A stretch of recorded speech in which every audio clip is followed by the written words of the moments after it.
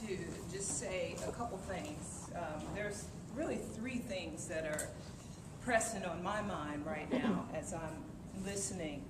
And I really want to speak to, especially as someone who has been through violence like yourself, like Bettina, Isa, and a lot of people on here.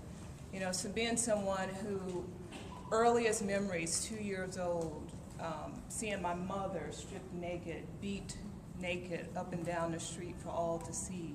And that was my early beginning, and it continued all the way until I ran away to college, and even as a young adult, getting into abusive relationships, being a teen parent in college, and remembering being knocked on the floor as I was 8 months pregnant with my son.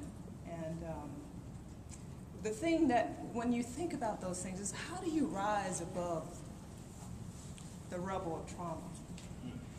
How do you do that? I mean, yes, there's the survival needs. Yes, you need to get somewhere safe. Yes, you need food, you need shelter, you know. But what I've come to understand is there's one thing that you need more than anything as you're someone who's trying to rise above this. And I discovered that because the usual answer is to how do you rise above trauma? The usual answer is you just got to get over it. Mm-hmm. You just got to get over it. And then the question is, well, how do I get over it? Then the answer is, well, you just got to do something. You got to get busy. You got to do some things. You got to be on the court. You know, you got to make something out of yourself and get busy. And so I did that too, right? As I was trying to rise above the rubble of trauma, I got busy. You know, I went to school. I earned a double major in honors computer science and mathematics. I went on and earned a PhD in computer science. I moved to Seattle to be a professor at UW. I got busy, okay? I did something. But here's the thing. I was busy, but I was unhappy. That trauma never really went anywhere.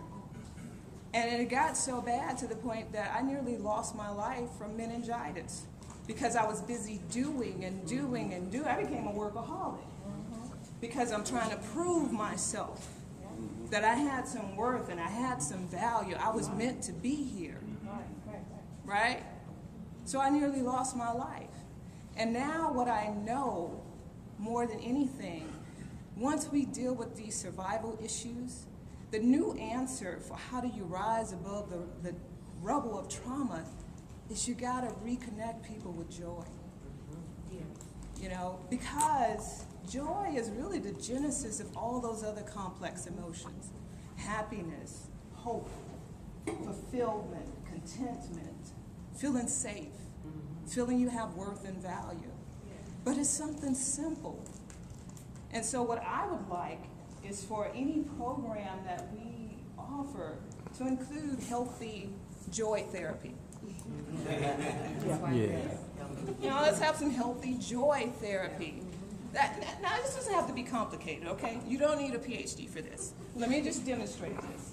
What I'd like for you to do is just take a moment to get still in your seats. Take a deep breath. And I'd like for you to think about a moment of joy you've experienced. It could be recent, it could be a long time ago, but just bring into mind an experience of joy. Just remember it. Everybody got that experience? Okay. How does that make you feel? Just thinking about joy. Does it make you feel good? Relaxed. Was that hard? You didn't have to buy anything. You didn't have to go anywhere. Right? This is healthy joy therapy. And so what happens is when you are dealing with trauma, the first thing that happens is you go numb. You stop feeling. Joy gives you access to feeling again. But a lot of times when we ask people who have experienced trauma, what do you want? What's the usual answer? I don't know. I don't know what I want. I don't know. I don't know what I want. Here's the question to ask. What brings you joy? Could it be a sunrise? Could it be a sunset? Could it be a meal? Could it be being next to someone? Like, I had a lot of joy just meeting with Isa to talk about this program and to see her light up. And we had this long conversation about joy.